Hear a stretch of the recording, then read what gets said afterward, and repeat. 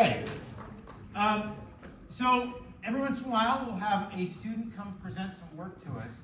And Liam reached out a while back about a project he was working on.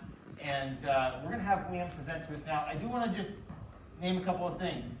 Remember, when you stand up in front of an audience, particularly an audience this large, it's kind of scary, and it takes a lot of courage. So out of respect to the speaker, please pay great attention. Know that his presentation, by the way, the content is pretty somber, but also the work that he's putting into it is difficult. So please make sure we give Liam our respect. And Liam, I'm going to pass it off to you.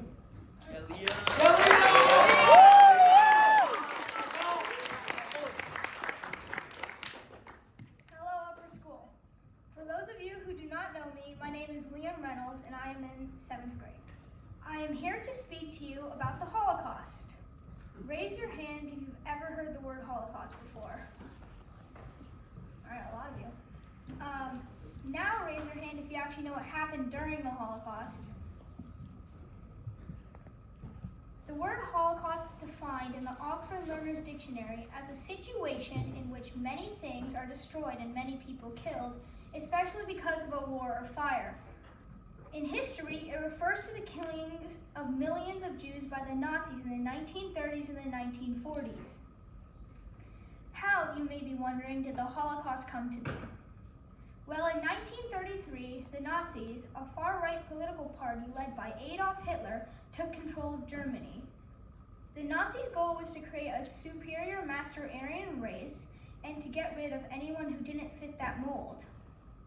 That included Jews, gypsies, homosexuals, physically disabled people, mentally disabled people, and anyone who didn't agree with their political agenda. The Nazis spread lies and hatred about these groups of people in order to influence public opinion and gain support. All Jewish people were forced to identify themselves by wearing a yellow star. The Nazis wanted to control all of Europe and started World War II. They rounded up the Jews in the countries that they controlled and put them in concentration camps where they were prisoners, starved, worked to death, and killed. They murdered 6 million Jewish people in total. Others were murdered too, but the Nazis singled out the Jews the most.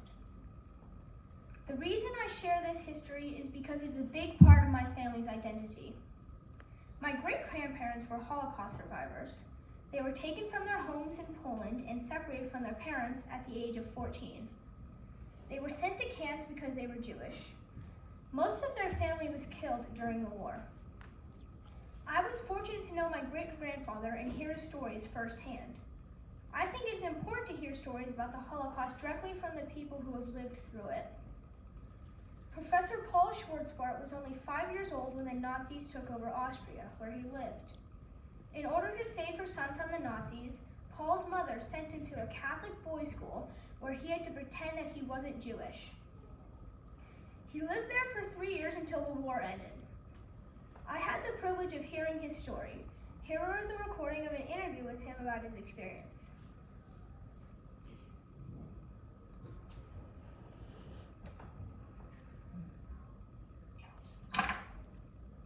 Good afternoon, Professor Schwarzbart.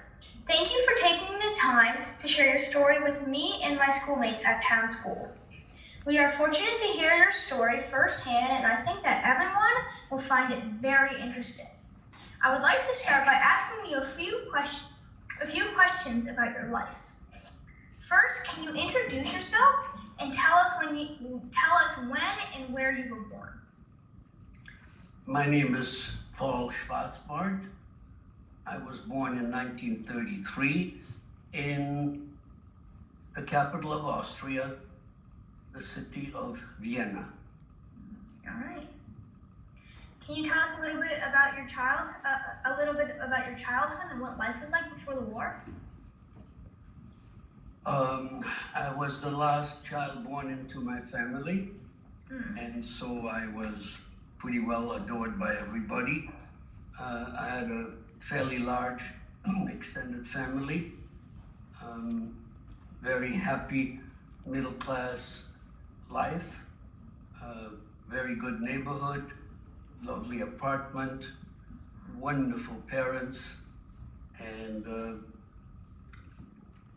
fun in the parks where my parents took me, and lots of whipped cream and a beautiful life. That's awesome. How did things change for you and other Jews leading up to the war? And were you treated differently? Well, I can only speak for myself or for my family. As soon as Austria was annexed by Nazi Germany, the kids I'd known for my 5 years wouldn't play with me anymore and told me to walk in the gutter where a dirty Jew belonged. Our apartment was taken over by Nazi people who had legal papers proving that this apartment belonged to them, even though my parents owned it. So we had to leave. And then my father was asked not to come back to his work where he had been for years. And it was a very apologetic letter, as a matter of fact. They said that because of the political situation, they had to let him go, even though he was such a worthy and appreciated member of their staff. And so there we were.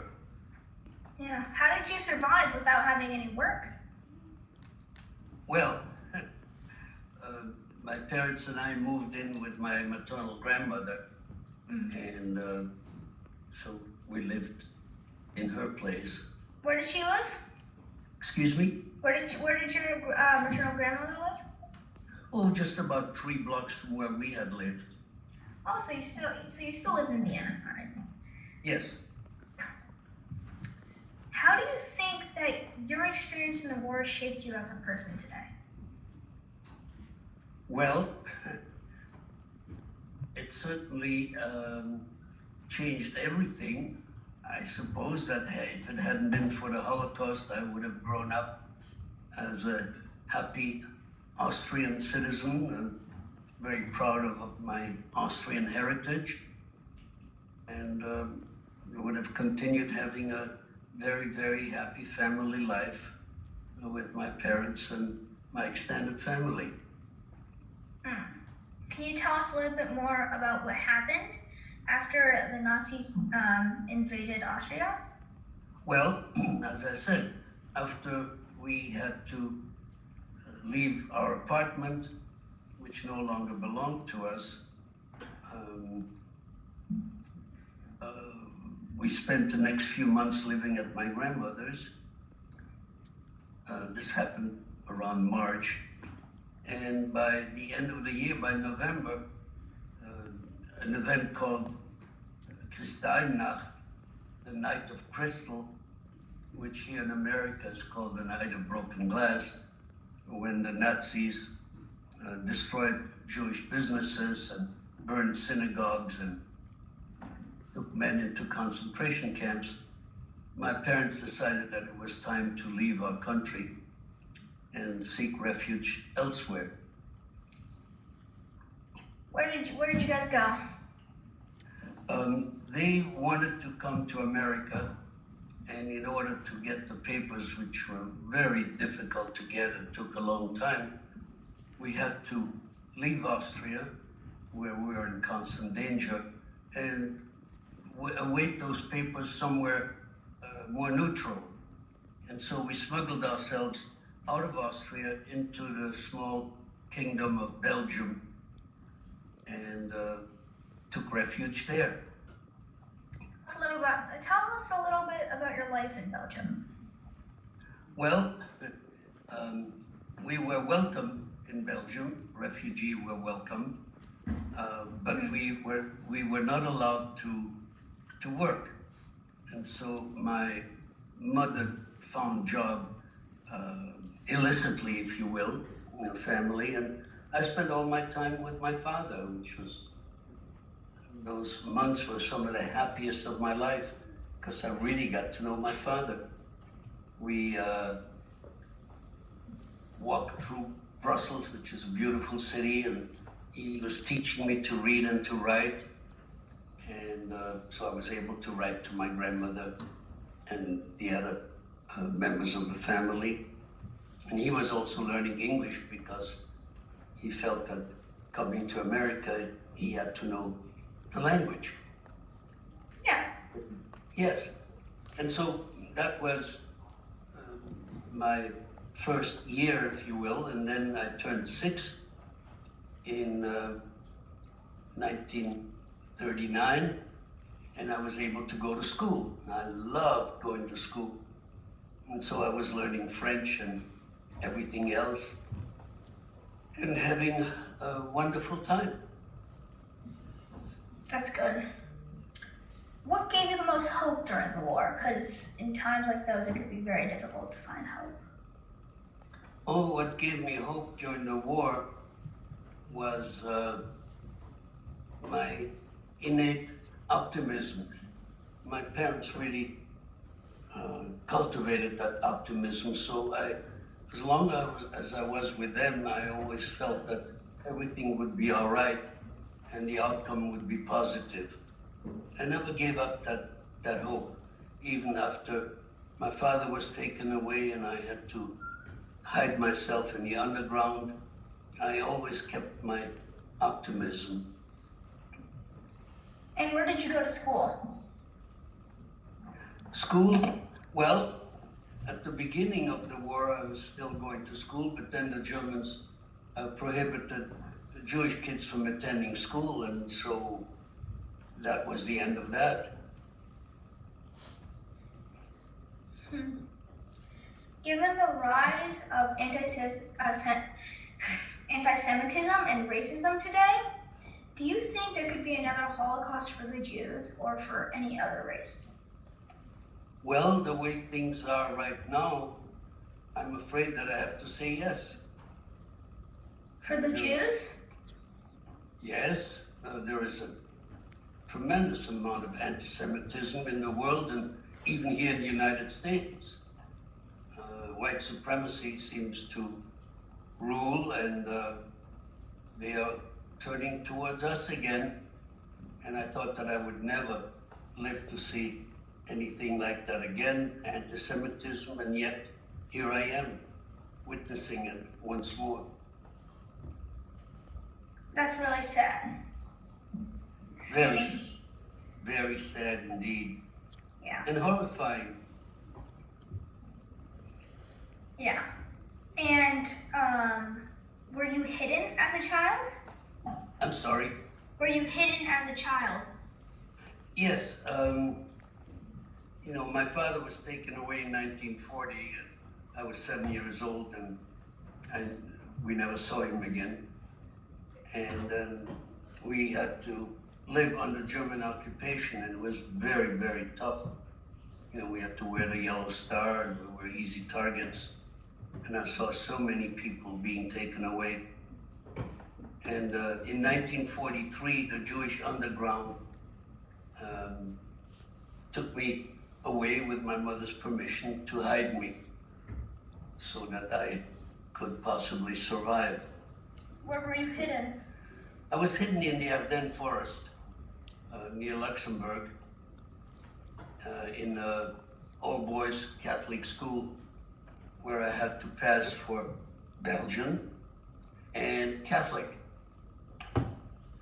What do you think is the most important lesson that young people could learn from your story? And what do you hope people will gain from hearing your story? The one thing that I emphasize to young people is that no person is unworthy, and every person carries more weight than he or she thinks. The reason I survived, one of the reasons, was that the Jewish underground, some young people said, no, we have to do something, and they did. And once somebody tries to do something like saving another human being, he or she usually can. And if it weren't for these young people saying no to what was happening, I wouldn't be here today. So I always tell young people, don't forget who you are and the fact that what you do matters. And you should never think that just because you are alone, you cannot do something very positive and important, because you can. And usually when one person tries something like that, a friend will join in, and then there'll be 2 and 3 and 4, and they can really change what is happening. You know, as was my case, these young people saved a lot of Jewish kids, many, many, many, all of whom, after surviving, founded families and had children. So exponentially, the one person they saved turns into hundreds, into thousands. Yeah, so it's a great act of heroism for someone to risk their lives to save many more. Yeah. It's really interesting. And you clearly made it to America. How? Well, after the war, which I remind you ended in 1945, the American consulate reopened its doors, and my mother reapplied for the papers that we had been waiting for when the war started. And so to get things rolling, the wait time was 3 years. They told us that we would not get our papers for at least another 3 years. And in 1948, the papers did come through, and my mother and I took a ship and came to America. The trip took 9 days, crossing the Atlantic. Yeah. From France to New York. Yeah. And how did you find out what happened to your father? Well, I always did a lot of research, Red Cross and everything else, a couple of private lawyers. And because the Germans kept such incredible records, in the 50s, I finally did find out that they murdered him in the concentration camp of Buchenwald, after he survived almost 5 years of camps. Almost 5 years of camps, and they killed him 2 months before the liberation, on February 18th, 1945. The camp was liberated in April. He almost made it. He almost did. He was so close. Would you like to explain what a concentration camp was? Well, there are 2 kinds at least. The concentration camp, the word concentration means small space for a lot of people. And so they packed them in like sardines. And then there was a concentration camp, which was also a killing camp. You know, you always read about Auschwitz and Buchenwald, where my father was killed, where they had the machinery of extermination, the gas chambers, the crematorium. You know, if they survived the brutality and the no food and the cold and the misery and the beatings, if they survived that and then went to the gas chamber, the word concentration camp can today really make your hair turn gray just thinking of what was going on there. You know, they killed 6 million Jews. Yeah. All right. Thank you, Professor Schwarzbart, for speaking with me and agreeing to be recorded so that many more people could hear what you have to say. Have a wonderful afternoon. You too. Thank you so much. And all the young people who will be watching this, have a beautiful life. Have a beautiful life. Thank you. Goodbye. All right. Have a great afternoon. Bye. See you. Thank you. You too. Bye-bye.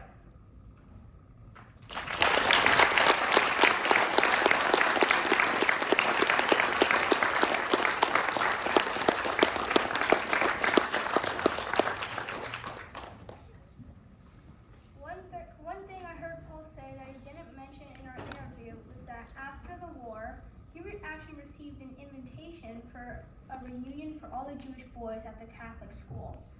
Paul was confused because he thought he was the only Jewish person at the school. Later, he found out that there were actually 83 Jewish boys that the priests were hiding. None of the boys knew because they were not allowed to talk about the war and they were hiding their true identity. Lastly, I want to end with a quote from Rabbi Joachim Prinz, who was a rabbi in Germany under the Nazi regime. He said, "The most important thing I learned in life is that bigotry and hatred are not the most urgent problems. The most urgent, the most shameful, and the most tragic problems is silence." Thank you.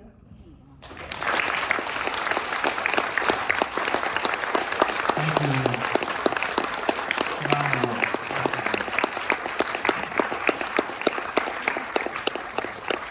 Thank you, and thank you, Liam's parents, for coming as well today.